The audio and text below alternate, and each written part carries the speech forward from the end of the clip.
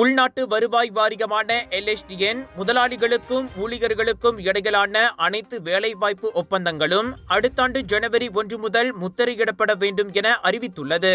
அந்த தேதியில் இருந்து இறுதி செய்யப்படும் வேலைவாய்ப்பு ஒப்பந்தங்கள் முத்திரை வரிக்கு உட்பட்டதாக இருக்கும்.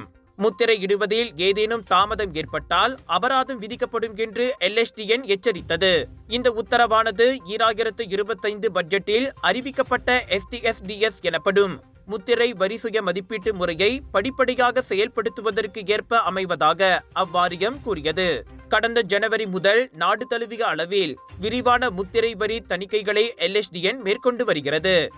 அதில் முதலாளிகளுக்கும் ஊழியர்களுக்கும் இடையிலான பல வேலைவாய்ப்பு ஒப்பந்த ஆவணங்கள் 1949 ஆண்டு முத்திரை சட்டத்தின் தேவைக்கேற்ப முத்திரையிடப்படவில்லை என்பது கண்டறியப்பட்டுள்ளது.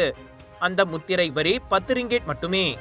இந்நிலையில் முதலாளிகள் மீதான சுமையை குறைக்க 2025 ஜனவரி 1 தேதிக்கு முன்பு நிறைவேற்றப்பட்ட வேலைவாய்ப்பு ஒப்பந்தங்களுக்கு முத்திரை வரியில் இருந்து விலக்களிக்க நிதி அமைச்சு ஒப்புக்கொண்டுள்ளது.